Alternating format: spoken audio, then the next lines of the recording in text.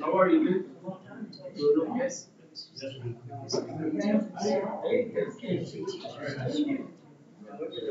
Celebration.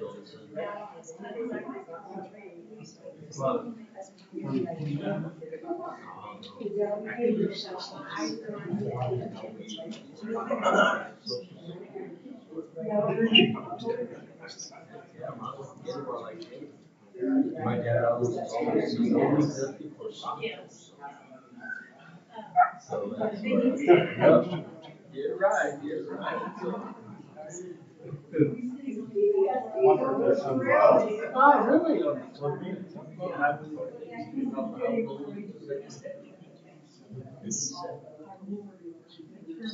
You were right there.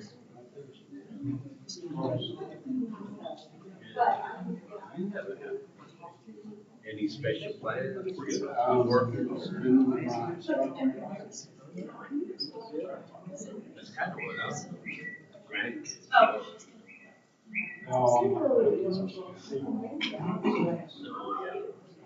Hard to get them all here.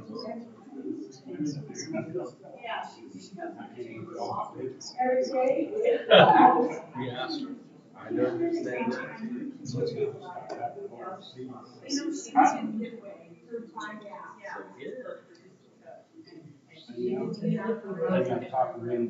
All right, if y'all want to take y'all seats, go ahead and get started, being respectful of everyone's time. My name's Eric Queller. I'm the emergency manager for the Village of Ruidoso. My office is in charge of preparing for, responding to, recovering from, and mitigating against all hazards. So definitely got my workout this past summer. We had a lot of things happen, and we're preparing for next summer, or this upcoming summer rather. With me today, we have Andrew Mayton from the National Weather Service. He's the senior hydrologist for the state of New Mexico. And then we have Scott Overpeck, which is the warning coordination meteorologist for the Albuquerque Weather Office. They're one of my closest partners when we deal with flooding response, especially in this new era of post-burn scar flooding. So when we're talking with the Weather Service, we're issuing those emergency alerts, that's coming from them. But They're talking with me, getting ground truth, getting the data that's coming in from the field to better accurately forecast, as well as pre-position resources. Hey, we need more swift water crews. Hey, we need more dump trucks due to debris, all of that stuff. So it's a great partnership, couldn't do it without them. So I'll hand it over to Andrew to take it from here. Thank you. All right, good evening, everybody. Thanks so much for coming out tonight for this. We always really enjoy a chance to come down and talk to the community about some of the dangers, especially in a situation like this, where you could be headed into a very, very busy summer again. And so, really hoping to be able to get some of these points across. Now, I'm going to be talking about National Weather Service flood operations and support for Ruidoso. What I'm really talking about is how the Weather Service handles flooding and what a burn scar does to the way that we handle that flooding. Scott then is going to take over, and he's really going to dive into the nitty gritty, looking at some pretty serious events that Ruidoso went through and how they all differed a little bit and how it only takes one really bad storm to wreck your whole day. All right, so let's get started. Now, a lot of folks, you all know the typical causes of flooding, right? If it rains too hard, you're going to get flooding.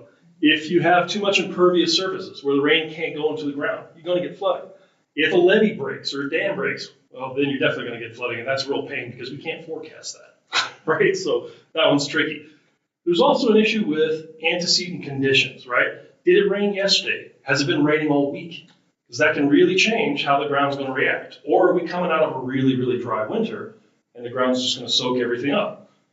A few weeks back, we were pretty nervous. We had some storms coming in over the area, but we had a pretty mellow response. And I think it had to do a lot with the fact that we had one of the driest winters that New Mexico has seen in 130 years. So the ground just kind of soaked everything up that time. Doesn't mean it's always going to do that. Right now, there's one thing that's not on this list that's really important, especially here, and that is topography.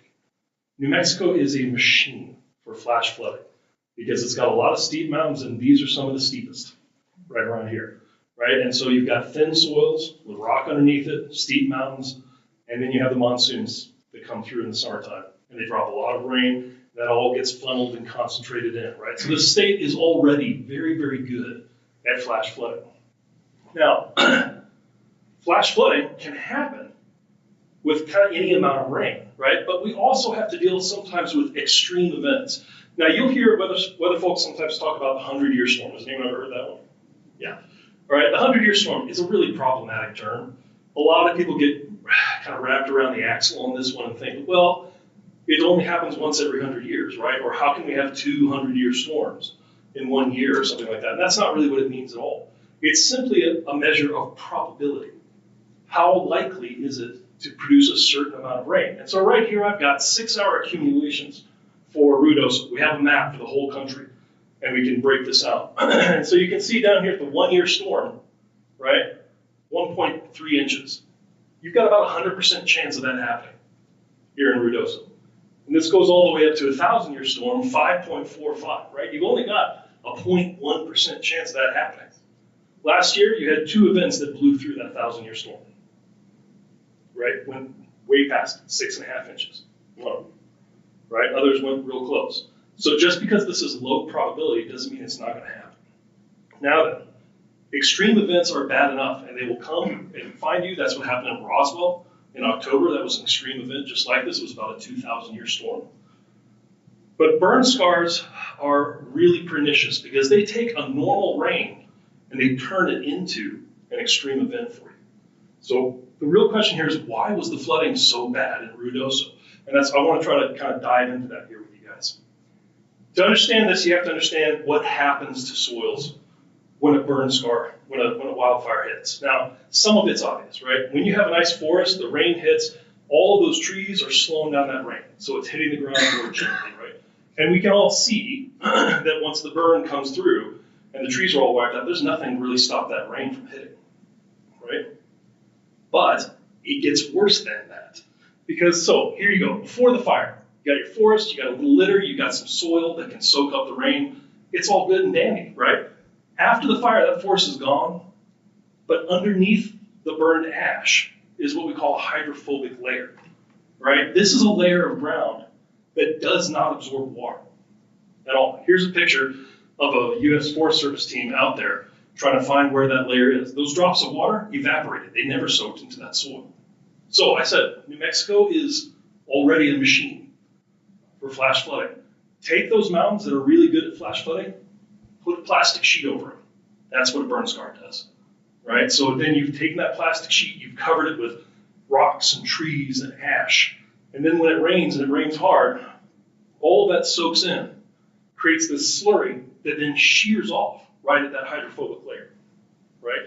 And that's when you get what we call debris flows, right? This is not flash flooding anymore. This is not really water anymore. Normal flash flood, and I don't care how murky and dark you've seen it, normal floodwaters in a flash flood are maybe 10% sediment at most. It's still mostly water. This stuff is 40% or more sediment. So it's not water. Think lava. Think wet concrete. And it's moving fast. This stuff will bounce. It will run uphill. Instead of just flowing around a home, it'll flow right through a home, as many folks saw last summer, right? So this is what we have to be really worried about, are these debris flow probabilities with burn scars. Now, I'm going to start now talking a little bit about what we do with flooding, and I'm going to keep coming back to these burn scars and how it sort of changes our approach. Now, before a flood, the Weather Service is already pretty busy, right? We're out there looking at models, we're looking at different data that's coming in. Perhaps we get a hint there's going to be some excessive rainfall that could lead to flooding. And so we start developing things like a flood watch, right? And this is a confusion. It's one of our flood products, but a flood watch just means everything is ready. The atmosphere is ready, the ground is ready. If everything comes together, you could probably get some flooding. We have all of the ingredients in place. So we'll put out this flood watch. And what you should do during a flood watch is take stock. You know, are you ready in case it floods? Do you have a plan? Do you have a disaster kit? Do you know how to get away from where you are if you need to get away? Does the town have evacuation routes already set up or locations, something like that? This is your time to kind of prepare, because being prepared will always be your best defense for this stuff, right? So there we got our flood watch. Now, during the flood, we're watching the storms come over. We're watching the rainfall rates. We're looking at radar. We're looking at satellite. We're looking at gauges on the ground to try to figure out what's actually happening, right? And when we see it start to get bad, we're going to issue a flash flood warning, okay? Flash flood warning means that flooding is either happening or is about to happen. And sometimes, I'm not going to lie, we don't always have the luxury of getting a flash flood watch out to you guys. Sometimes we have to go straight to a warning if we're caught unawares by a storm that suddenly pops up in the wrong place. Now, what this means here is, like, you need to be careful. If you go out looking for trouble, you're definitely going to be able to find it during a flash flood warning. All right, so this is your time to move to higher ground, stay away from water, don't go through low water crossings, don't drive through it if you can. This is your time to kind of really exercise caution. Now, when it comes to warnings, the National Weather Service has a few different kind of flavors. We have our base warning. This is a normal flash flood warning. We think there's going to be some flooding, but it's not necessarily as immediately life-threatening and dangerous as some other floods, right? This one will show up on our page. It'll scroll across the TV screens, but it won't light up your cell phone. You won't get a warning on your cell phone from that. To do that, we'll have to issue a considerable tag with this when we think that this is a particularly dangerous, life-threatening situation. Then it will light up your phone. Now, I'm going to tell you right now, for burn scars, the National Weather Service in Albuquerque only issues considerable flash floods. And the reason for that is because we want to get that warning out before that debris flow starts up, because that is unbelievably dangerous stuff, right? So we don't mess around. So I know the cell phones go off a lot during the summer, but we're issuing for good reason, all right? Finally, there's this third category here, the catastrophic. This is what we call flash flood emergency, right? And this is a really dangerous situation, but we'll get into that in just a second. How do burn scars change this for us? Well, let's start with typical flash flood guidance for Ruidoso. If no fires had ever occurred here, we would probably be holding off until we were seeing something on the order of 2 to 2.5 inches in an hour. And then we'd say, okay, we've got to get a warning out at that point, right? 2 to 2.5 inches. Going back to our probabilities, that's like a 50-year storm, right? So you got like a 2% chance that happening in a given year, right? So already probably pretty likely to happen. We got debris flow guidance from the U.S. Bear Team, the burn area emergency response teams that come in and take a look at fires afterwards. They're telling us that if you get 1.25 inches in an hour, you're going to get debris flow. 1.25 inches. That's a 50-year storm. That's a 2-year storm. It's a 50% chance of that happening, right? That's already really likely. This is what a burn scar does. It takes a normal storm and it just ramps it all up for us. We don't wait for that here at the Weather Service. We don't want to wait until you guys are getting hit with debris flow. So we actually start looking and we start warning at about 1/4 inch to 1 inch. That's when we try to get those warnings out. And I want to be clear here, these numbers are not hard rules, right? These are guidance. These are sort of guidelines. If it's been raining all week, we may pull the trigger on 1/2 inch in an hour just because the ground is completely saturated and it's ready to go, right? So this is just kind of guidance for the office that makes these things work. So when we do this, we'll get this warning out, pretty small amounts of rainfall, and then occasionally we have to jump it up to that catastrophic tagged flash flood emergency. All right, here's some pictures that we saw. These were a couple of times when we issued flash flood emergencies. A couple photos, and Scott's going to show you some more. Right? These are, if a flash flood warning means like if you go out looking for trouble, you're going to find it. This means trouble's going to come find you at this point. This is when don't travel unless you're moving to high ground or trying to follow an evacuation route. Do your best to stay where you are if you're safe at this point. This is the worst one we've got. Now, these are always coordinated with Eric or with the emergency manager in another county. Unless we absolutely cannot get hold of anybody, and then we'll issue them, right? But we usually coordinate this. This is when you're going to get people rescued by swiftwater rescue teams, and homes are going to get wrecked. These are really, really bad situations, and they're usually pretty rare. They're usually rare. Last year, we issued 16 of these for the state, for just our part of New Mexico. El Paso issued 8, and most of these went to Ruidoso. 11 of them from our office went to Ruidoso. By and large, look at these other numbers. 1, 2, 3. I mean, this is a busy year here if it's 1 or 2, right? Most offices issue 1 or 2 every few years, right, Scott? Roughly, right? One other part of this country is jumping out at you, though, right, as a tiebreaker. You know what happened here? Hurricane Helene, right? This is what a burn scar does. A burn scar produces hurricane-level impacts for the town, stretched out over the entire monsoon season, right? So usually they're rare, but we will issue them. And we almost certainly will issue some more this summer. Now, what do we do after a flood? Well, we've issued the warning, the floodwaters have gone, Weather Service is not done yet. We get out, we document damages. This is what I was doing all summer last summer, was driving around the state. Because I said, we issued 11 flash flood emergencies. That still leaves 5 more. We had a pretty busy summer last summer, and Scott's going to talk about that. Well, we'll document damages, how much damage was happened, where did it happen? That's really important, all right? We'll collect reports from people. We'll scrape Facebook and Twitter, and we'll reach out to you and be like, hey, can we use your video? Most of the pictures I'm showing here came from the town of Ruidoso, right? From people in the town. So we'll collect those reports, and again, we're going to collect where they're happening. We want to know where the trouble spots are, right? We perform surveys of high water marks, get out there and see how deep did it really get here. And we do all this so that we can provide support for the next storm, right? So this is a map that we put together for all of the different storm reports that we got and where they were happening. This is kind of a heat map. So it shows like this spot right here, it was particularly dangerous and bad. That's where a lot of folks were getting in trouble. And Eric, I saw the swiftwater teams that were rotating through here were looking at this map when they got in. This is why we do this work, right? So that we can help the community and the first responders prepare and get oriented in a way so that they can keep people alive, right? And this brings up a really important point that we're trying to hammer home tonight. We're providing support for the next storm. Not if the next storm happens, but when it happens, right? Because burn scars are a pain. They're incredibly hard to mitigate. And the town, we were driving around a little bit today, I see the town's been working really hard to try to mitigate this. But it's tricky stuff, and it may not always work out. This is a picture from Herman's Peak Calf Canyon. All right, this was a crossing. There was one culvert in there. It got blown out when the first rains hit. And so the DOT went in and said, okay, well, one culvert wasn't enough. Let's put in 4 and see what that does for us, right? They put them in. Lo and behold, the next storm happened, and within 30 minutes, It tore one of those culverts out and cracked it in half. Sent it washing down. I saw this happen here in Ruidoso.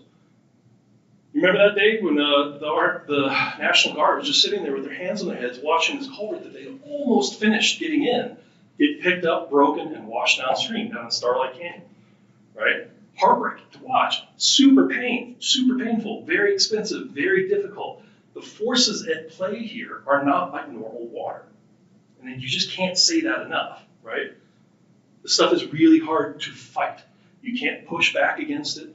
The best thing you can do is kind of get out of its way. And ultimately, that's what they did here. Ultimately, they took out, the storm took out all the culverts, and they said, well, we're not going to do that again, right? So they pounded it nice and flat, turned it into a low rod crossing, put a bunch of signs around it saying, please don't drive through this if there's any water in here. That's about all they could do. Really, really difficult. And a lot of folks think that after the first year, so much stuff got washed out. I mean, you saw that picture. How black and thick was that water, right? Surely all of this stuff has been washed out. It hasn't. This is a picture from last summer up in the Hermit's Peak, Calf Canyon burn scar. That's its 4th monsoon season. And it still was capable of producing these kind of impacts, this kind of flow of rock and mud, right? So I am sorry to say this. You guys are still in it. You're going to be in it for a few years. And honestly, I get a lot of people saying, well, when is it going to get back to normal? And a lot of these burn scars take 5 to 7 years to kind of calm down, right? But they only calm down. Look at the mountains. They're never going to be the same, not for another 100 years. They used to be lushly forested. And we were driving in, and you can just see where the old fires were, the Little Bear Fire. It's not like there's another forest there. It takes a lot of work for that to come back. It takes a lot of time. And so it's always going to be a little bit different. And that's just a fact of life. Right? These are a multi-year hazard.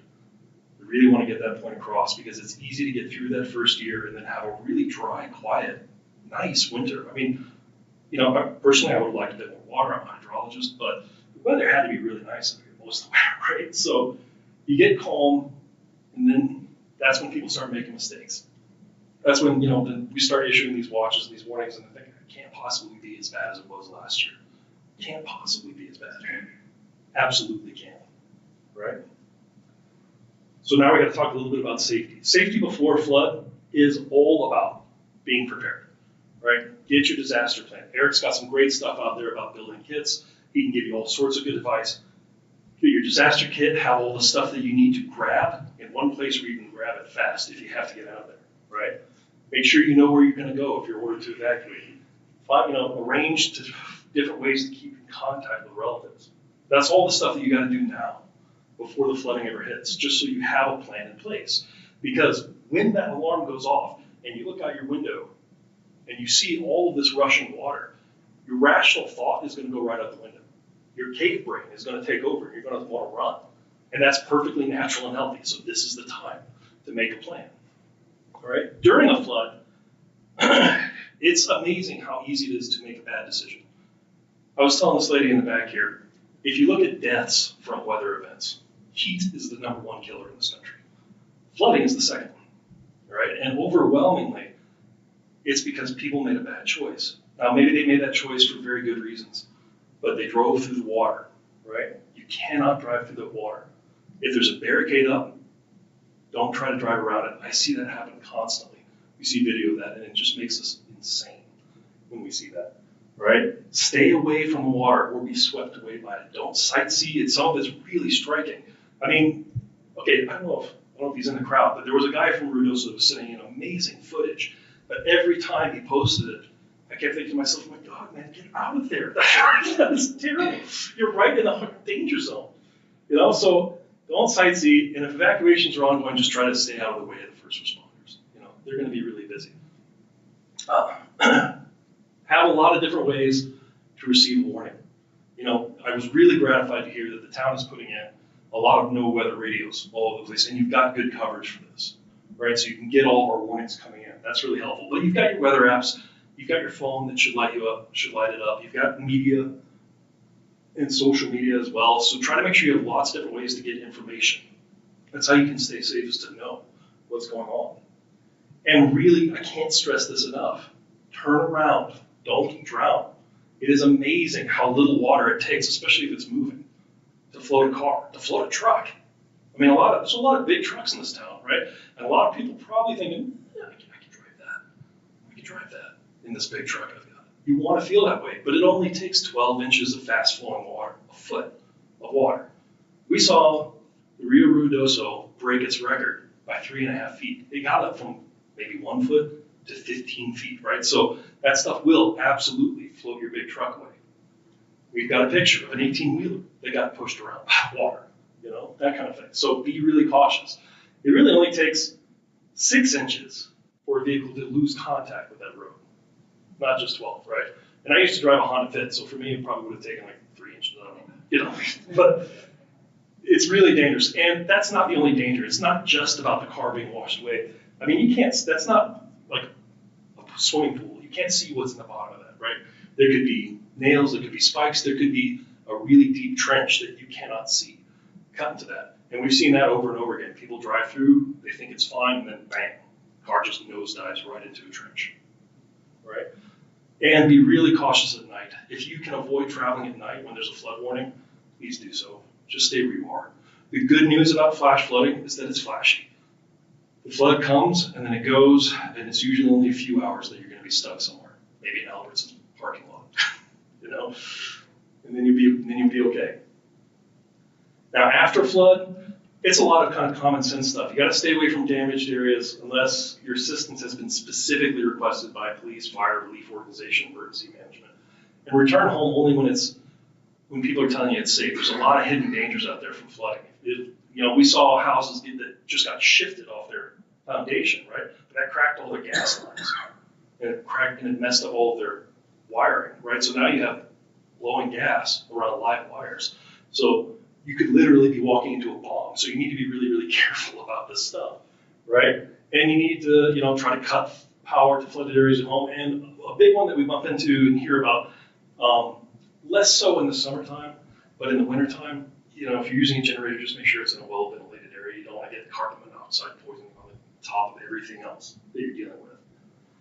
So the other big player here is the monsoon, right? This is a particular weather pattern that we live with here in New Mexico. I actually love the monsoon, but it does bring its challenges, right? So I want to talk a little bit about what the monsoon is, and then we'll talk about what last year was really like and what we're looking at this year, okay? So if you look at the monsoon, this is kind of a specific weather pattern that affects the Southwest.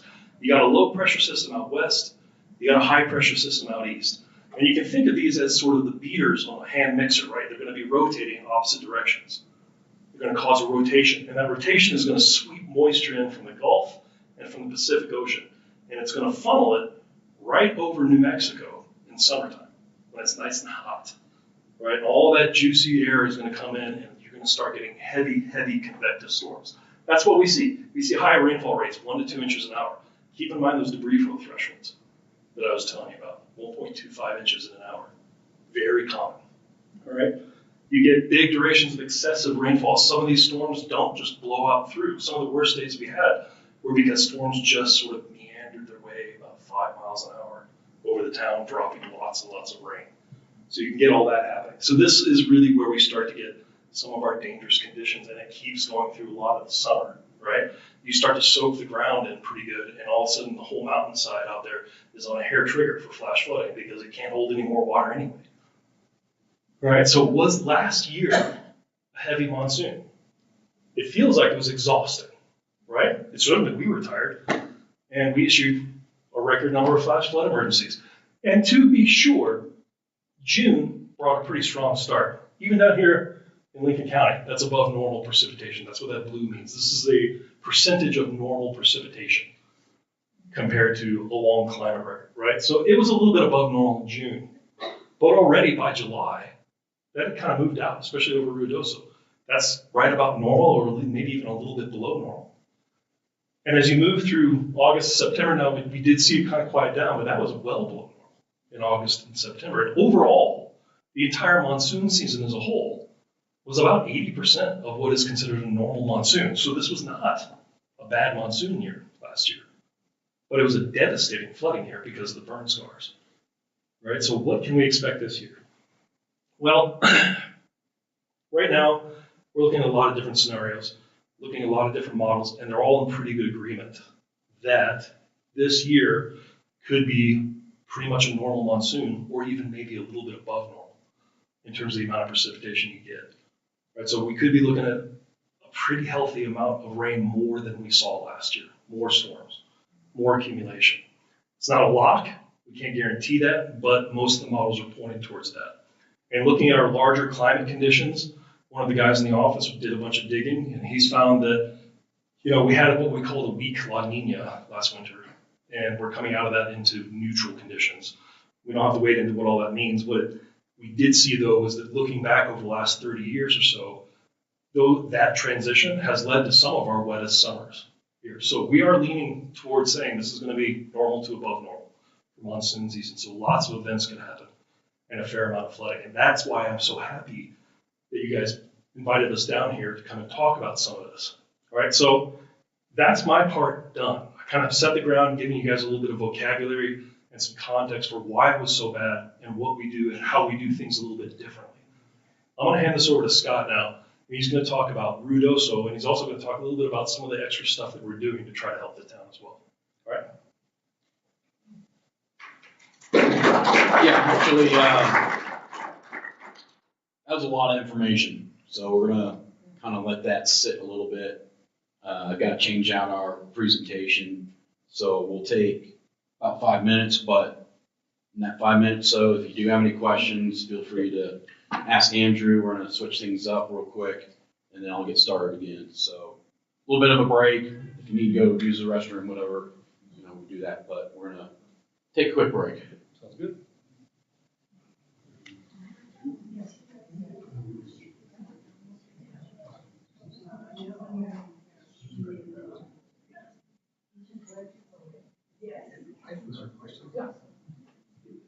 Do you see any difference in damage between sediment damage and debris damage? Well, so it's really like lots of trees versus just sediment water. Yeah, I mean, this is what we have. The problem with the trees. So the center is much worse. So It's in the mass. Yeah, because it's got so much mass. And that's what and that's what we call the straight well. It's just straight water. Concrete is a good analogy. Yeah. Nope, I'm gonna talk to the guy.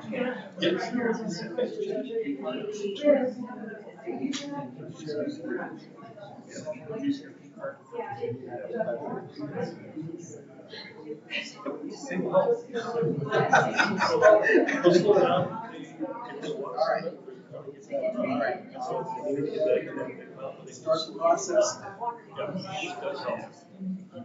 All of the stuff that we do, whether or not it's last. This was what it looked like.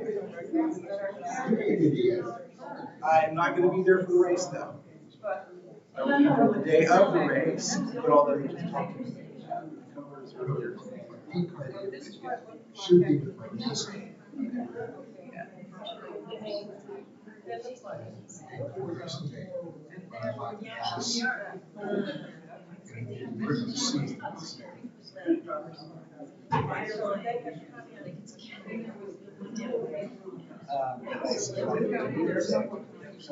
I'm not flying until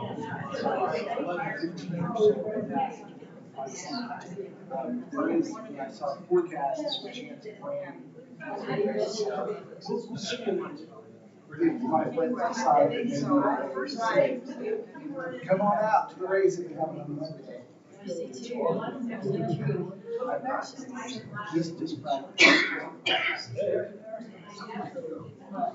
Just practice.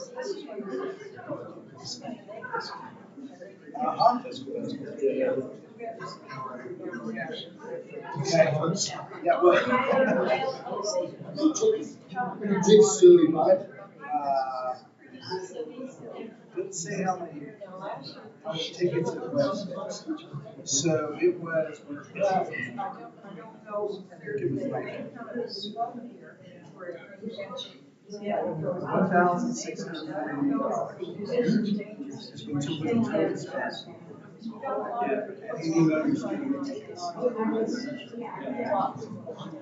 Well, so that's the question I've got. Back when,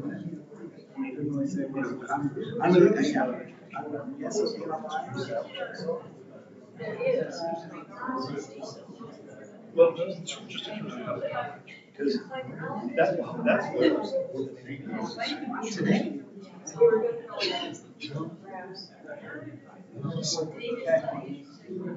Yep, it will help.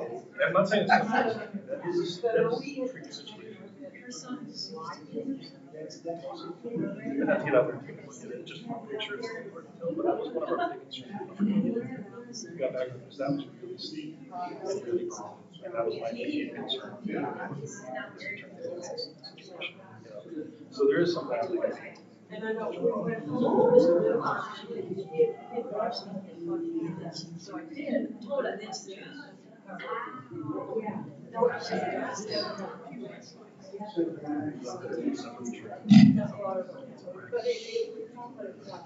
All right, we'll get started another 1 or 2 more minutes to get everybody get settled in. And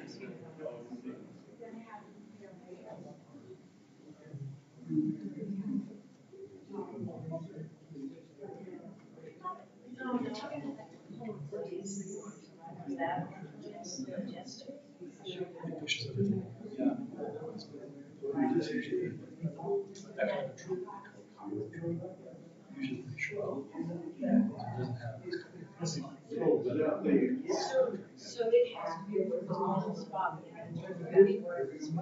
Yeah, usually that's okay, we will get started again.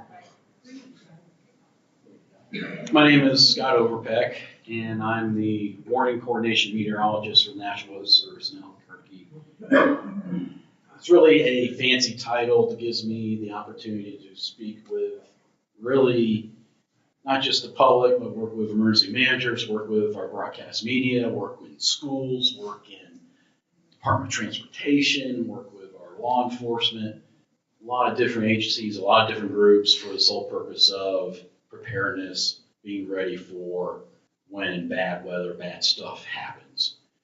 It started about 5 years ago in 2020. Before that, I was a forecaster in the Houston, Galveston, Texas area. So got to see plenty of hurricanes, flooding, a lot of different kinds of stuff with that. When I moved here, I was told that, yeah, weather's going to be kind of tame compared to what you've had here in Houston. I didn't believe them because I knew better. And true to form,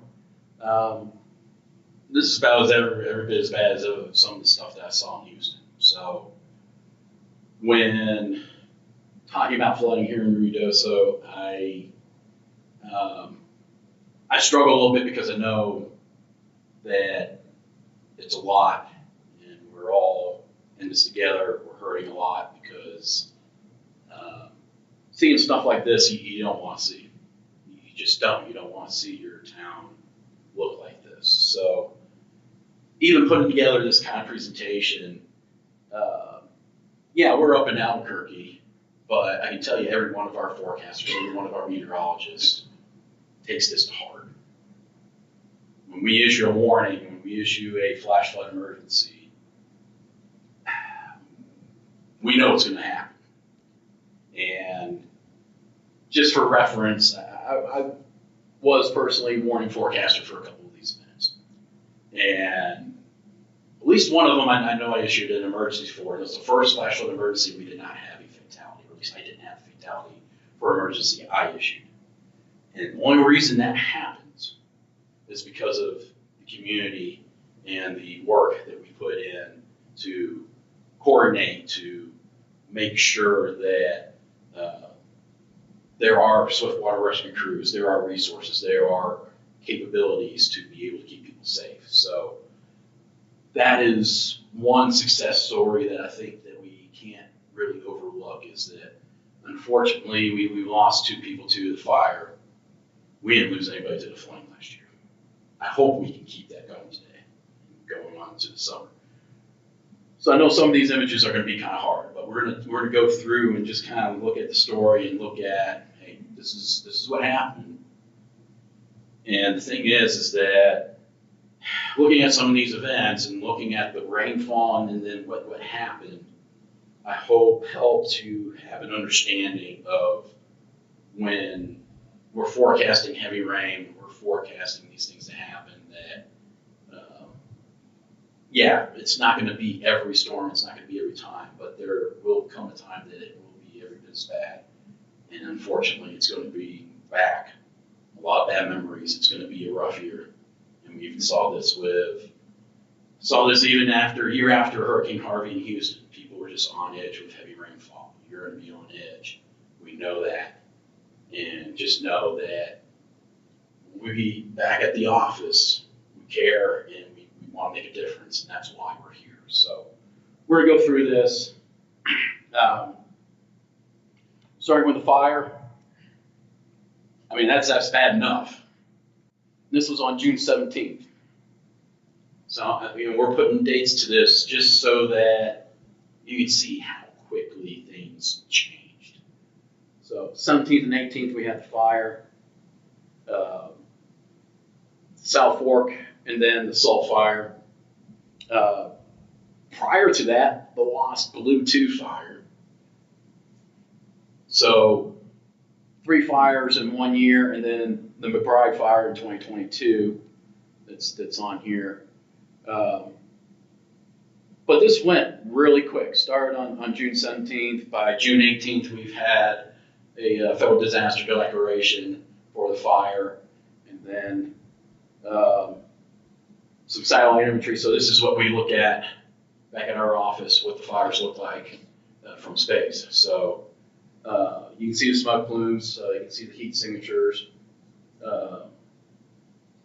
Thinking this is bad enough as it is.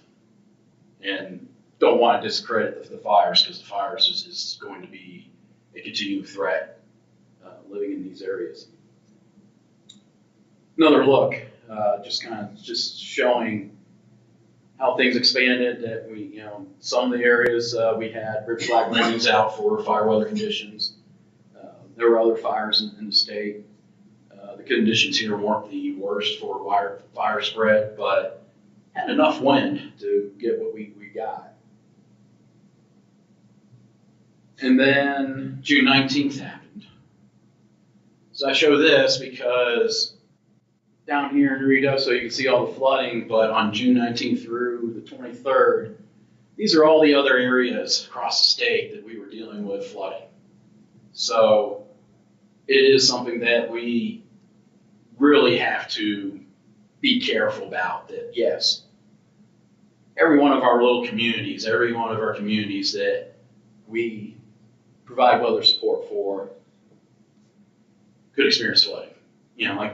Like Andrew said, New Mexico is just a playground for flash flooding. It's just primed for it. It just has everything going for it to have flash floods. And that's even without the burn scar areas. So we had hailstorms up towards Torrance County. Just some of the pictures here. So that's what they look like here on the right. Oh, that day, yeah. Golf ball size hail in Ruidoso, if you remember that June 19 day. So we had the fire, you were evacuating, and then we had the storms on the 19th.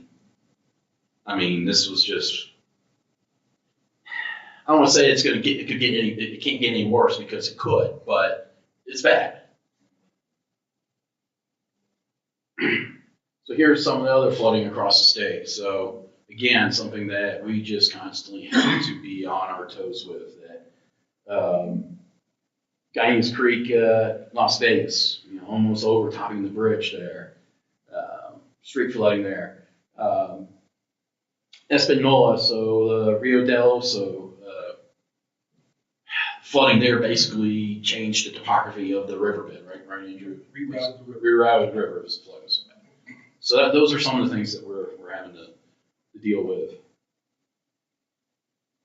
Give you an idea, these were all the flash flood warnings that we issued across the state last year. So there's certainly some areas that stick out. These brighter colors here in where the Hermit's Hermit's Peak, Calhoun, and Fire are.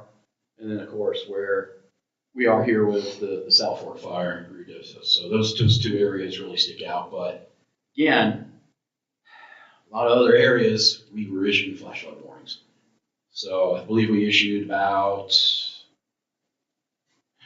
270, 278, I think, right? 278 was total for the year. So even though this was, a meh kind of monsoon season, June and July was pretty active and then tailed off. Still a lot of flooding. So what did we do? What did we do to help Ruidoso? And that's kind of where we're going with this story, is that I'll never forget the phone call I got, because I was actually at the State Emergency Operations Center, because we're dealing with a lot at the state level. Eric calls up and says, I need a meteorologist. And why does Eric need a meteorologist? He's got our forecast office. We can work that. No, see, that's the thing, is that having somebody here, it just increases our ability to provide that support, provide that response, because we have somebody here that is actively working with Eric and his teams, the first responders, saying, yes, the storm is in this location. We're seeing heavy rainfall in these areas. We see the rain gauges picking up these kinds of rainfall totals.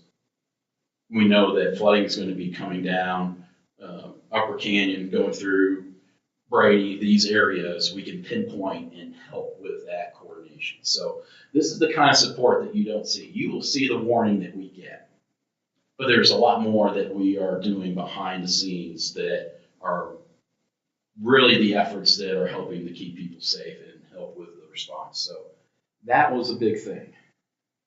So that's what we did, is we ended up sending several meteorologists here to work here to provide that support. One of the things that Andrew often talks about is when we look at Village of Ruidoso in respect to these burn scars and the mountain areas, is that it's kind of like a bowl. So water flows downhill. We put the burn scar on top of that, which is like a slip and slide. And it's a bowl. Where's all that water going to go? And the answer is the Rio Ruidoso, right? Seeing what that happens. So that's the whole thing, is that we've got a setup here that really just is set up to, it's going to get water moving. It's going to move water downhill very, very quickly. It's the problem, is that a lot of the areas, a lot of the vulnerable areas, are where that water is going to be going. Andrew brought up the heat map, so just kind of showing with this, the color background here is actually the background rainfall for this period of time, which was, I think, June, July. But you can see where these little spots are. That's where we were getting the storm reports. That's where we were getting reports of flooding occurring, where there were water rescues, where there were evacuations, different things like that. So that's really what was happening, is we were seeing those hot spots pop up. And it's where these vulnerabilities are, where we are most vulnerable as a community. And it all makes sense based off of the way these burn scars are, and where the rainfall falls, and then where it all gets funneled in through a lot of the canyons and creeks. So it just makes for a very challenging situation when we get heavy rainfall.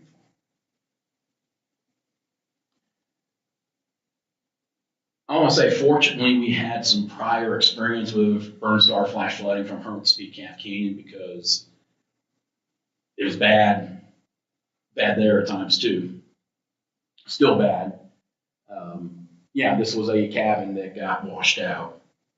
But we talked about getting the burn areas and being able to take a lot of support for this and roll it into what we would like to do for Ruidoso to keep you safe. So one of those things is that every year, every summer, we produce this graphic. This is updated every day. It's on our website. You might have seen it before. But this tool, it's going to be a little bit redesigned a little bit. We're just going to have two groups. One's going to be for Hermit's Peak Calf Canyon. And then the other one is just going to be all our bird scars here in Ruidoso combined into one, because there's really not a whole lot of distance between one or the other. So the forecast doesn't really change dramatically too much from one area to the other. So to demonstrate what this looks like, quite simply, you have color code here for very low, slight, moderate, high, very high. Those are your chances, your potential for having thunderstorms in your area. And then, well, what's the storm motion? So storm motion will be southwest to northeast. So this first day today, northeast at 10 to 15 miles per hour. 10 to 15 miles per hour is not very fast. Okay, so we can put in the context of, okay, I got a slight chance, but my storm's moving pretty slow and I got above normal moisture. So the idea here is that we see something like that. If I get a storm, I could get really heavy rainfall from that. And then I could get flooding. It's not a guarantee that I'm going to get a storm. So that's kind of what these, high, when we get these higher chances, that means that we really think that there is a high chance that you'll have storms in these areas. But you notice here for Hermit's Peak, storm motion northeast at 20 to 30, it's still moving pretty good. So maybe these storms move and continue and don't redevelop, don't move over to some of the same areas. And the potential, even though they could have storms, might actually be less for flash flooding. So it is tricky. It is challenging to really get an understanding of how all this works. But really the keys is if I see a high chance and I see above normal moisture, I can kind of figure out, yeah, good chance of thunderstorms, high probability, and high moisture. That's probably going to result in flooding regardless of whether I know the storms are moving quick or not. So what do I need to do? So if I'm looking at this, say that these high chances are out here 3 or 4 days in advance. Well, maybe this is the time that I get my plan together. This is the time that I think about, well, do I have any appointments or any activities that I'm doing that day? Maybe I reschedule. Maybe I have a place that I can go. If I'm living in a low-lying area, maybe I can go someplace and at least be out of that situation where I may have to leave my home or choose to stay, depending on where I am, and those types of decisions. So this is very much a tool, a forecast tool for you to be able to use, and we do update it. Usually in the morning hours. Sometimes we update it in the afternoon when we get new information. But that's the idea, is that this right here hopefully is a really easy thing for you to be able to see, okay, I have a chance of storms, got a lot of moisture, I need to be ready for flooding, regardless of whether we put out a flash flood watch or not. Generally, if we see high chances like this with abnormal moisture, within a couple days of that event, we will have a watch out. But this goes out 5 days. Gives you a little bit more of a heads up that, hey, maybe I need to be aware of this day and plan for it. Rain gauges. So this is a map. I don't know if you can see these white diamonds in here. But one of the things that we keep track of is rainfall. And so working with the USGS, we were able to have several gauges set up so that when rainfall does occur, we know exactly how much. Our radar, most of the time, does a pretty good job of picking up rainfall. Problem is, we're about 100 miles or more from any one radar, and so it still is very much a challenge to know exactly what that rainfall is. So, you had something? Yeah, I just want to jump in. He mentioned the USGS. I just want to give it up to the USGS. They're good partners for the Weather Service as well. Those guys busted their butts getting all of these gauges up in an unbelievably short amount of time. It was just a couple weeks, really, that they got 20-something gauges deployed around the area to help us out. So I just want to give them their proper due. They got caught one day in a pretty bad situation where they ended up kind of having to shelter in place in their truck because they got caught during some of that flooding. So that's, we're just showing dots on the screen, but that's actually a lot of That blood kind and of sweat. accounts for the spot rains we have. Yep, that helps us figure out the coverage. It helps us ground truth our radar, like Yeah. he was saying. So if the radar's, we have a radar rainfall rate, this really lets us calibrate it just right. Sorry, Scott. No, you're good. And the other thing is that I believe each of these gauges have their own kind of website, so you can see what the rainfall is. I think you can get alerts for the rainfall, right? Yep. So there's a way that you can actually get I believe a text message, put in your phone. So if you live near one of these gauges and want to know, hey, it's reaching a certain amount, you can be notified.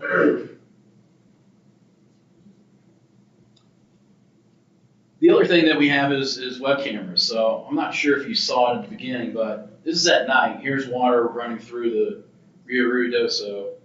You can kind of see up here a debris line. So basically where you have muddied ground. Oh, did you see the end of that? Okay, so here's at night. It was up and then it came down a little bit.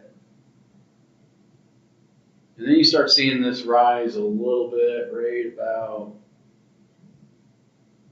here, and then it goes up. So it goes way up.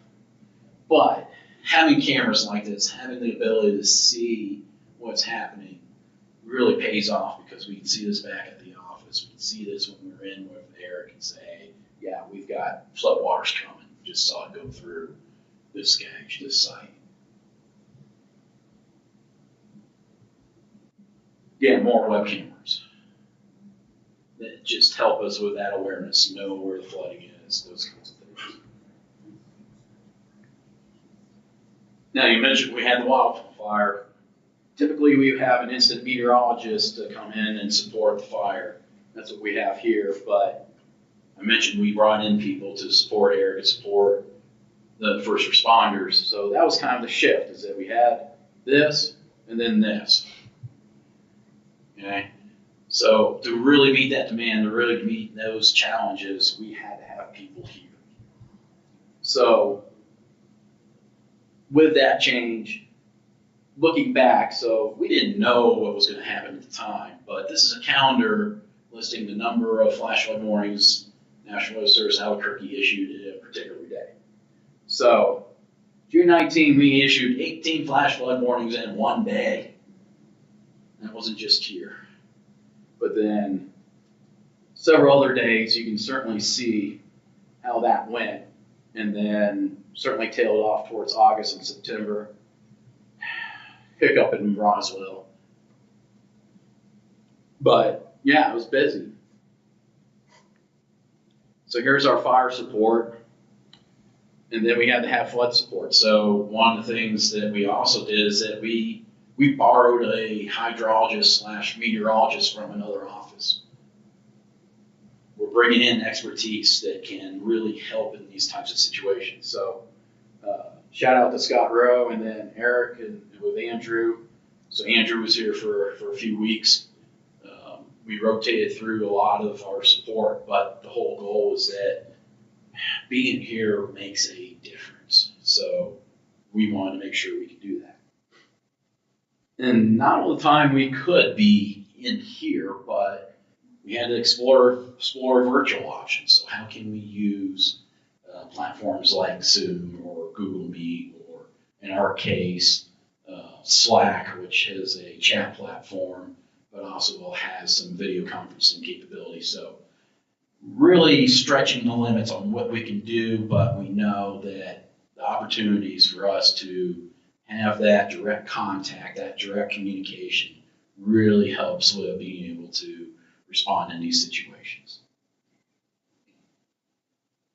So again, just going through some of the impacts. I think the one that sticks out is, okay, yeah, 1,400 structures destroyed by the fire, but many more by flooding. Every bridge and culvert in the city damaged or destroyed. you know, that's rough. That's hard because how do you get around? How do you rescue people if you can't get to places? So lots of challenges to overcome with this. Some of the same pictures that Andrew showed. Some of the support, so a lot of it was run out of this building. And I think I really want to focus on just how much of a team effort. So you had National Guard, you had people from 14 different states, emergency management. I mean, even at the state, I was working with people that were from the state of Tennessee. So not just here, but also at the state level to coordinate resources, make sure Eric has what it needs, have that kind of support to be able to respond. Again, highlighting 0 fatalities.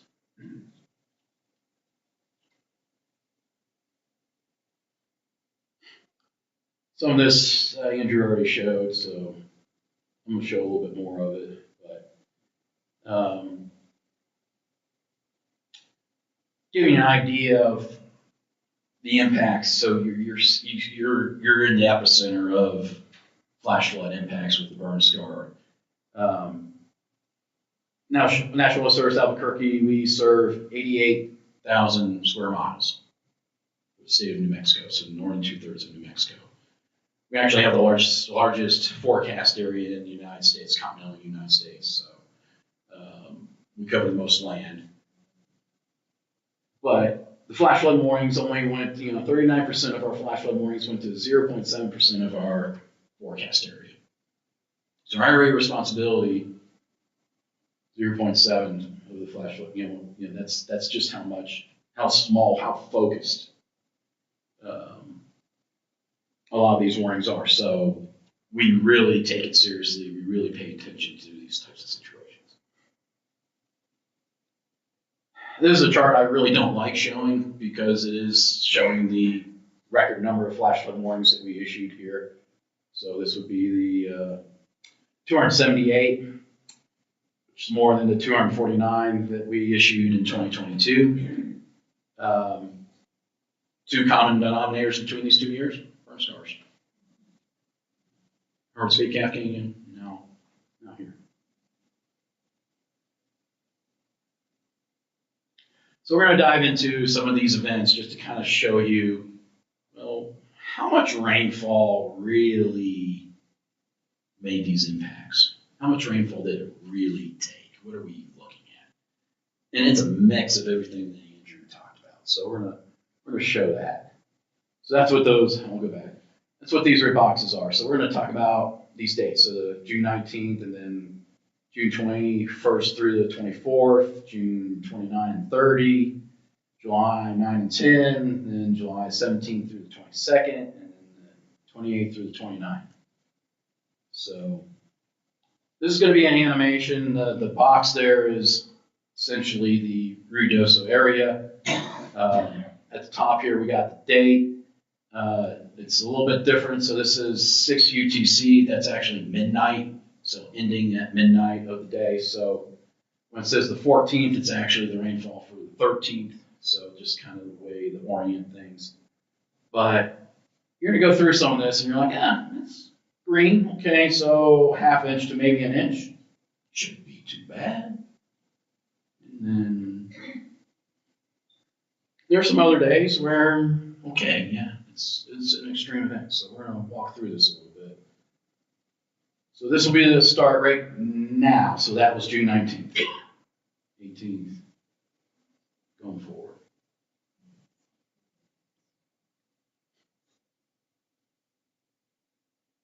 But you can see in the pattern how it is very hit and miss. And that's kind of the idea, is that thunderstorm activity, that's its nature. So it likes to form in the mountain areas and is really good at developing in those areas and tends to be slow moving. But really, when you see some of these days, it may not necessarily be all that bad, and it may not necessarily be raining where you are, and you still get flooded.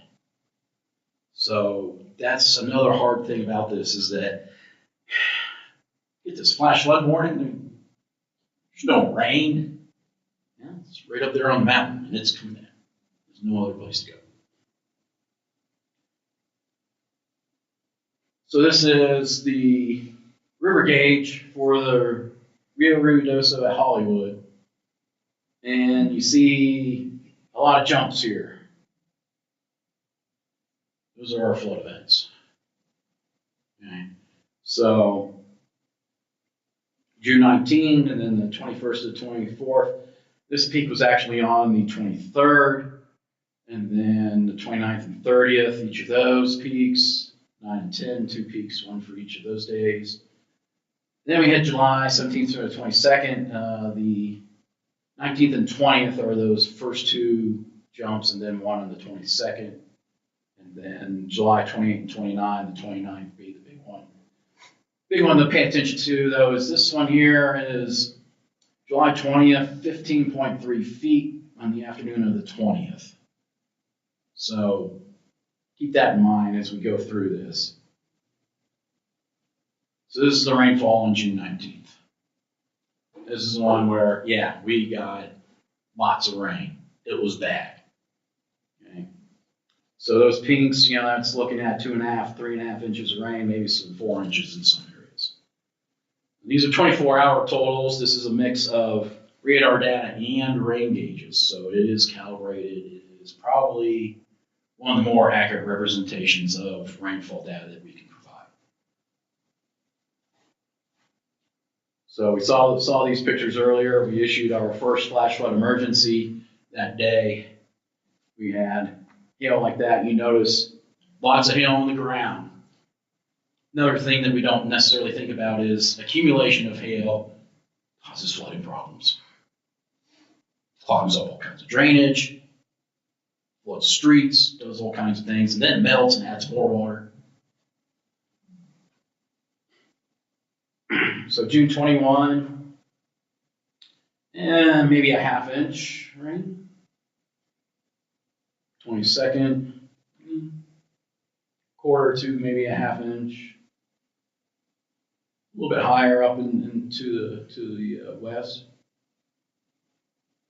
In 23rd, a little bit higher up, just upstream from some of these areas. Not a whole lot of rain in the area, actual area. A little bit more on the 24th, but this is what we got. So this is, see, debris flows and floods, Rio Ruidoso Meacham Road, so I believe Cherokee Park, is that right? Yeah, that area. So, see the muddy water, I mean, that's ash water. That's not flood water. That is debris. That is burned ash from the fire. Same type of thing here, Eagle Creek going into Alto Lake, so just a little bit north. This was all on the 23rd. So going back to the 23rd. So that kind of response from rainfall up, just upstream, not much in town.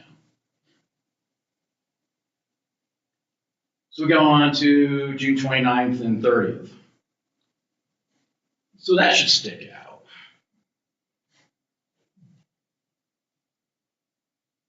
So we had, back on the 29th, getting up to 1.25 inches, around 1.5 inches in some of these areas, just up on the hills. And then the next day, getting pounded again, or just to the south. So this was actually on the Salt Fire. So all the water that started flowing down US 70, remember that was this day. So we had debris flows like this. So this was at Upper Canyon. Probably a lot of the water gone down quite a bit, but you can see how damaged the bridge was already. So a lot of this that we've already seen. This was the first day that the racetrack had damage, and the racetrack took damage a couple more different times. So let's go on to July 9th and 10th. So here's July 9th. Yeah, a little bit here, a couple pixels of maybe 1.25 inches, 1.5 inches of rain. Most of it in that 1/2 inch to 1 inch amount. There's the 10th. A lot more in these areas that we really don't want, just up the hill, especially the Upper Canyon area. And so, yeah, we had all this happen. So more damage to Ruidoso Downs, a lot of flooding in Upper Canyon. That water's just on the upper slopes and just has nowhere else to go. Going to July 17th time frame. This is another one of those events. Yeah, 1/2 inch, another 1/2 inch, a little bit more. So we already kind of set the stage. Andrew talked about antecedent conditions. Well, dried out a little bit between this and the previous event, about 10 days. Then we just moistened it all up again, added more water to the grounds. So we had this, and there was rain overnight in this event. So going into the 19th and 20th, so this is what the 20th looked like. Again, doesn't look too bad, but just up here, a little over 1.25 inches. And if you remember back on our map or our chart of the gauge at the Hollywood gauge at Ruidoso, the Rio Ruidoso, we had the highest record gauge height on this day. So that's all that water from previous days coming down. So as we go into the 22nd, I mean, these rain events are not that bad, but the cumulative effect gives you this record. Yeah. Yeah, so that 15.3 feet, that is the record. Previously, the record was 12 feet, and it was set when Hurricane Dolly came through. It beat out Hurricane Dolly.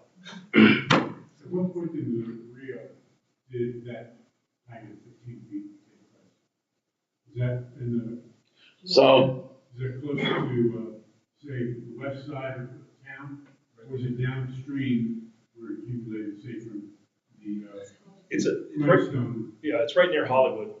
So it is downstream of where a couple of these other tributaries come in. So it is, that's why the gauge is there. It's a point that kind of catches input from a lot of them, so yeah. but yeah, this peak actually happened at 3:25 p.m. on Sunday.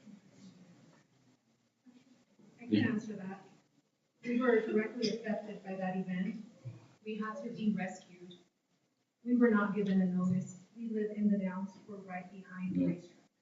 The only rescue we were given was 5 minutes before the water came, and it was our local Ruidoso Downs. I think it was the fire department and other gentlemen in the truck went with a megaphone to tell us to get out.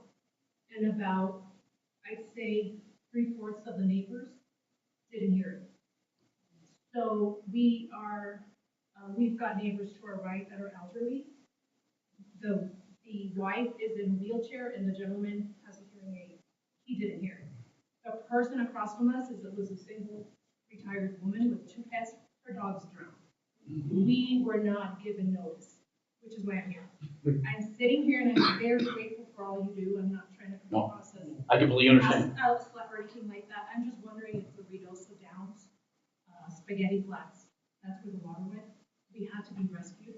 And we have a son with special needs, and he does not like change. To tell him we're gonna go somewhere, I've gotta kind of, I hate to use the word groom him, but groom him for a week for him to wanna go somewhere, because I've talked about it for a whole week, so he's prepared for it. It's really hard for us to get out, which is why my husband got the other 3 kids and I stayed behind them. I was not gonna let them stay there. And so they came and got us. We're in that photo. We're the people sitting in that company because we didn't get notice. And I felt so bad for my neighbor. I don't know her. I wish I did. I don't think she's there anymore, but her pets were outside and those were her children. They were in and out and they got swept away. And the next morning, found them covered in a lot of water, debris, and it was terrible. So that's the only fatality that I know of. I know that it's just animals, but it was far. No, I mean, that's important. And we didn't get any notification, and I've been watching this weather alert, and you just answered my question. It was sprinkling that morning. A normal person would have been ready. We weren't ready, and we weren't prepared, so all that to ask. Ruidoso Downs in the racetrack. Every time the racetrack is affected, we're hit by a demon horse, we're right behind them. Whatever doesn't stop there comes to us, and so we have very few minutes to be notified. And I'm talking about protecting life, forget property, protecting life. How are we going to not get overlooked this year? I'm really concerned over it because we're right behind them. We are in a floodway. How do I know that all of this, I know this is Ruidoso, Village of Ruidoso, and City of Ruidoso Downs, it's the weather. But how are we as good neighbors helping each other? Stay on top of this.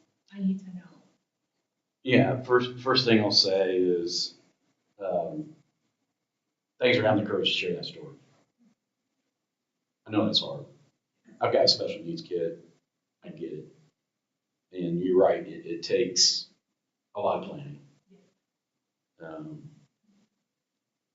And I guess that's kind of the thing is that we all have to be neighbors. So having a meeting in your community, having people coming together and say, hey, what can we do? We can help with that. I don't know what it would look like, but we know that when we issue the warnings for these, we trigger the cell phones.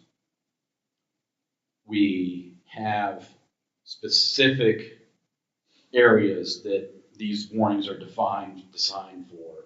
And so communicating where you are located, we're going to go back and make sure that those areas are covered. And then it comes down to, do we need weather radio on our side? Is a cell phone coverage enough? What are those types of things? Because that's how you're going to be getting the warning. And yes, the change is hard. I understand for special needs, it might be that you have to, when it's not raining, just take days and practice. Hey, son, we're going to practice this so that when we're threatened with flooding, we know where to go, we know where we need to be, and get your child used to what that looks like. So I got to do the same thing and understand that. And that's kind of the things is that there is no like silver bullet to a lot of this.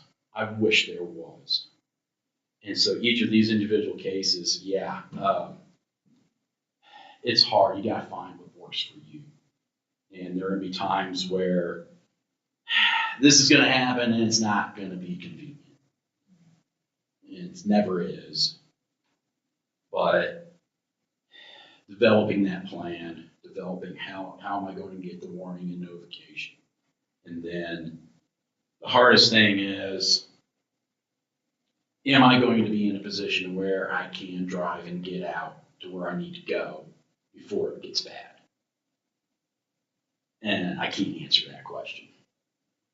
Because there's not enough information in the world to know exactly at what point how much water is really going to overwhelm any of the roads, any of the routes that you would take to get to safety. So it will be one of those things where, planning ahead and going to a location where you know you're safe well ahead in advance. That may be some of the things that have to be looked at. And that's the hardest thing about all of this is that, as you unfortunately found out, it happens quick. Mm-hmm. So I'm sorry. Right, our vehicles got swept away. We couldn't go anywhere. They took our vehicles. Yeah. That Saturday, and it was right around 3, just like this. I'm traumatized by it. No, I mean, rightly so. Rightly so. So, yeah, I hear you. If you don't mind, at the end of this meeting, could you show me? Yeah. Because I want to make 100% sure that our white. I appreciate that. I have videos. But thanks for sharing. I appreciate that. So, we won't belabor this very much, but again, Gage, this is the webcam video of that event, of that record height. So at the very end, you can see where the flood waters kick in. But yeah, the racetrack. And even the nighttime flooding. Here's the culvert destroyed as well, so even more damage. And yeah, not a whole lot of rain. July 28 and 29, so this was the last event. Again, half inch of rain or so on the 28th, maybe a little bit more just up the hill, up the mountain. But yeah, right there, right near Sierra Blanca, that area, both days got probably around an inch. So 2 inches of rain just in that little spot. It's got to go somewhere. And so this is what happened, you know. Paradise Canyon, so at Starlight, that's that webcam looking out there. So Cedar Creek. We did issue a flash flood emergency for those areas as well on that day.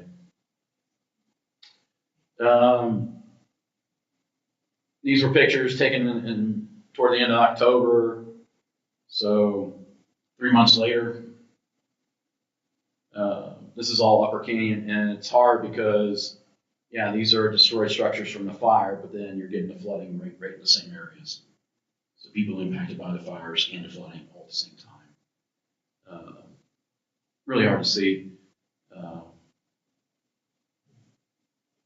So with that, you're more than welcome to hear your stories. More than welcome to take your questions. More than welcome to discuss more and what can be done. I want to know what kind of seeding is going on, and is that being successful? And how much vegetation does it take to change these burn scars? And are we on the reservation, are we united with them and doing something?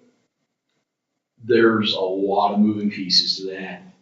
Andrew, you want to take it? You want to go over that? But I know it's a complicated question. Yeah. I don't know is the answer to some of that, right? I don't know what seeding efforts have undergone. That's not something, the Weather Service doesn't really get involved in that, right? You know, but I know that there has been some. Unfortunately, like I mentioned, this has been one of the driest winters we've ever had. So I don't know how much of the seeding actually took, right? I don't know if you got in terms of how much it takes to slow it all down. It really depends on what's being planted.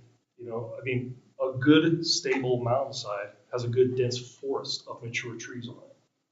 That's what we want to get back to eventually. But even just a good mix of native grasses will slow this down dramatically in terms of what it'll do. It'll just lock that soil in place, especially if it's some of the species around here that can get pretty good, deep, dense root structure in there. That can slow it down dramatically. So even grasses really help if we can get them out there and get them planted. But I mean, your gold standard is to get in there with seedlings and try to get some trees growing in the area.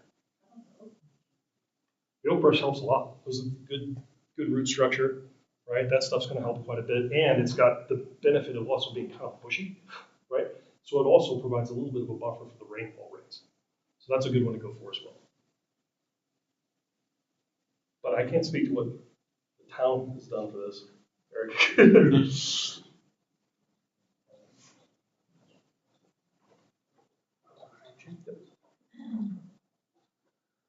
So in terms of the Village of Rio, we've done a lot of mitigation efforts in terms of infrastructure repair.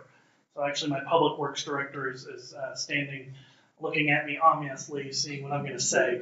But shout out to them. They did an incredible job fixing some of the roads, McDaniels Bridge, repairing Main Bridge 1 and 2, making sure that those are inoperable for you, the citizens, as well as emergency response efforts.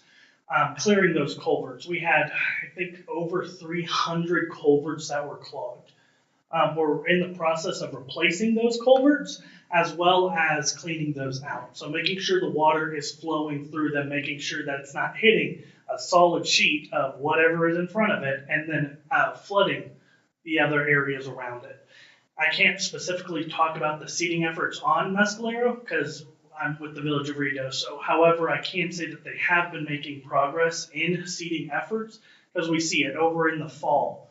They had a reseeding operation through helicopters. So they were putting down seedlings as well as some mulch. They had some hay. They did some of that stuff. But going back to Andrew and Scott's point, it's been such a dry summer and winter. We haven't even hit summer. So it's been such a dry winter that it's hard for that seedlings, those grasses, to actually take. Well, again, we're hoping that it did. Some of the mitigation measures, the cross hatching on some of the trees areas will slow it down. Doesn't mean that it's preventing it, it's just slowing it down. Again, shout out to the public works crews. They have cleaned up a lot of culverts. They made sure that water keeps flowing, and I know that they'll be out all summer making sure things are going through. Question, I've seen a lot of logging operations inside the village, in the outskirts, and they're laying a lot of those logs down. It's coming down Mountain Lane. Is that likely to do much to help, or? I'll turn it over to Adam. Yes. So after the first flood we had in Virginia, one of the things that we had brought up is actually it's called cross hatching, laying the trees down. And of course, a lot of that was on private property, on the hillside, so we're not allowed to go on private property. Josh and I went up and actually did a little space that we could get to. And if you look at that space now, it's about 5-6 feet deep now, Josh, and it actually filled that mountainside.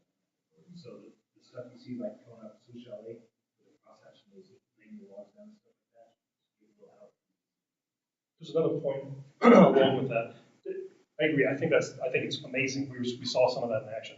The other thing with taking some of those trees down is the second year on a burn scar can sometimes be worse than the first. And it has to do with the fact that there's a whole bunch of trees that didn't quite come down, but definitely died.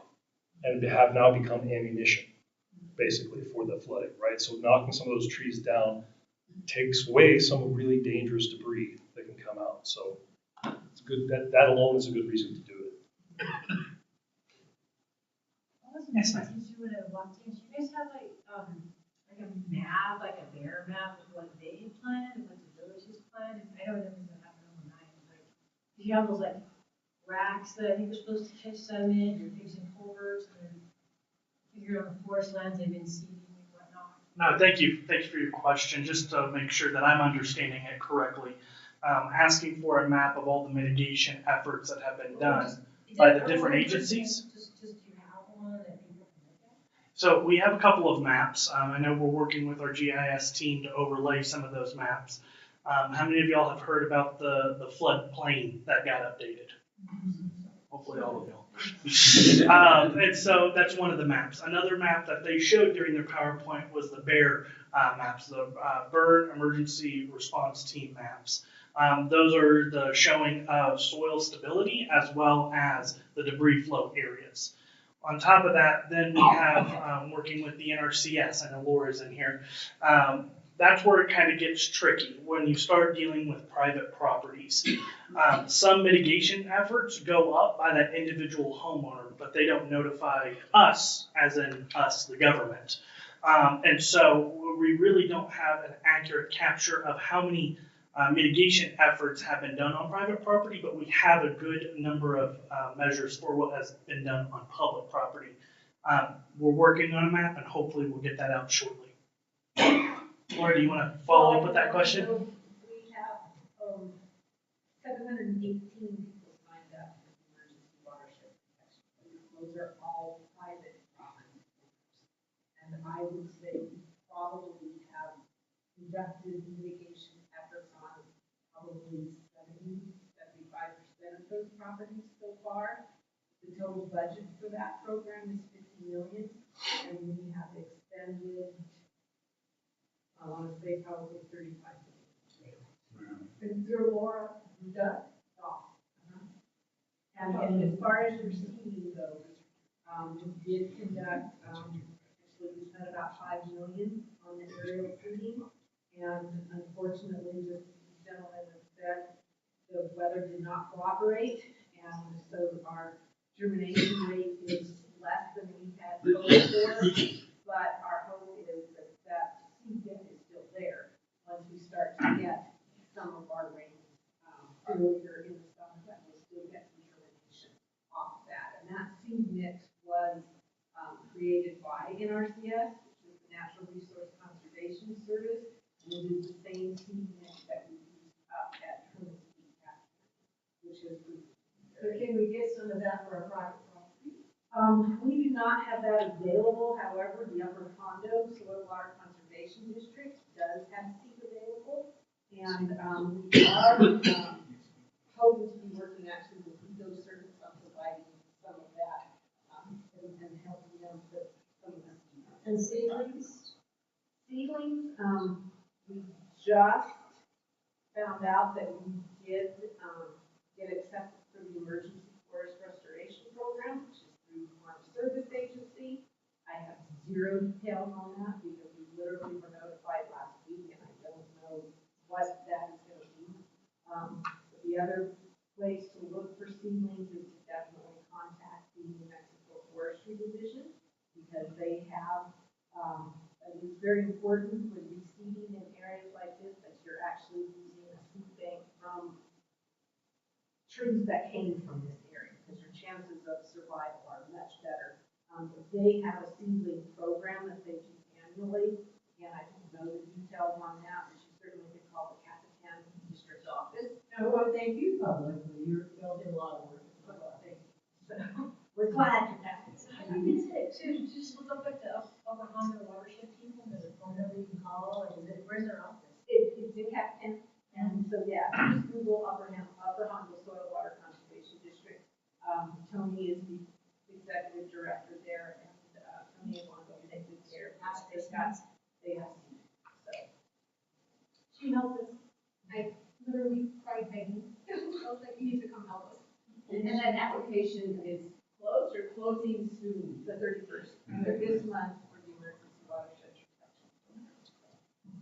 And the conservation seeding program for the fall, the ordering starts July the 7th. The what? The seedling program, the ordering starts July the 7th. The seedling program, Right. through the soil conservation? Through forestry. For your Forestry department.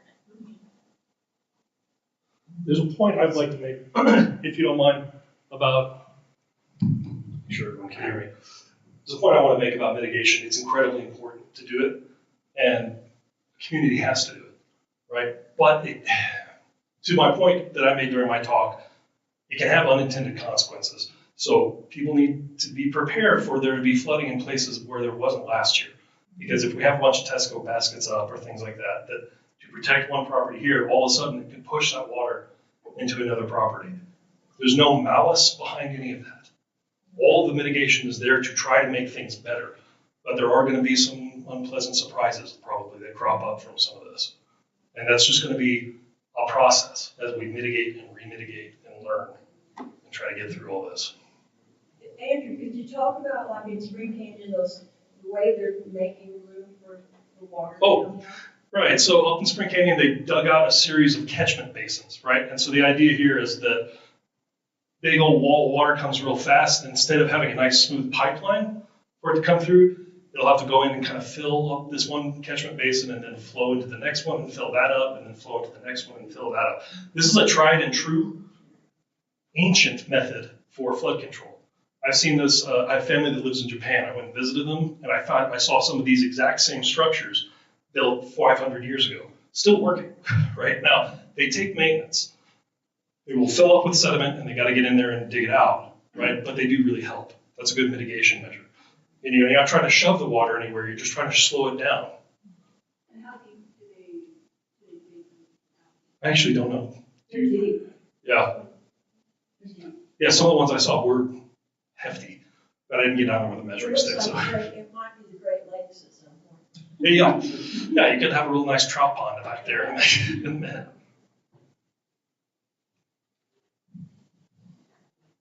I know for the village's detention pond over on Alto Lake, we went to bedrock. So these are really deep structures.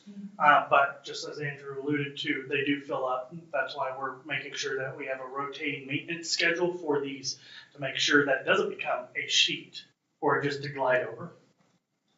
And do you need culverts? You don't use culverts then? You just go from one Yeah, to the no. next? Floods and then. Yep. It's in It's the like a spillway. Yeah, it's like a spillway. It's in the flood path. The water wants to go there anyway. Yeah. We're just giving it areas to slow down and fill up before it keeps moving on. So that it can be a really powerful tool. It can still get overwhelmed. Right. Dams overtop in this country all the time, right? And so it can get overwhelmed, but it's going to help quite a bit. Do you know anything regarding the retention on that racetrack that they had put in to help us down the river? I know that they're in the downs, I know that there's no one here to ask.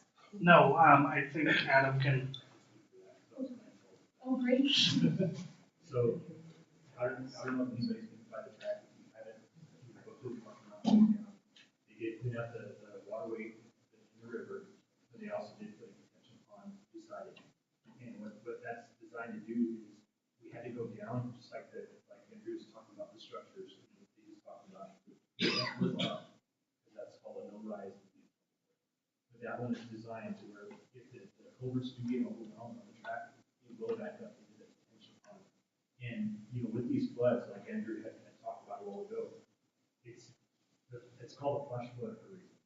It flashes, and then within 15, 30 minutes, you get the water to go down. So that's just designed to hold that water and be able to release it slowly, so you guys don't get impacted so bad down the road.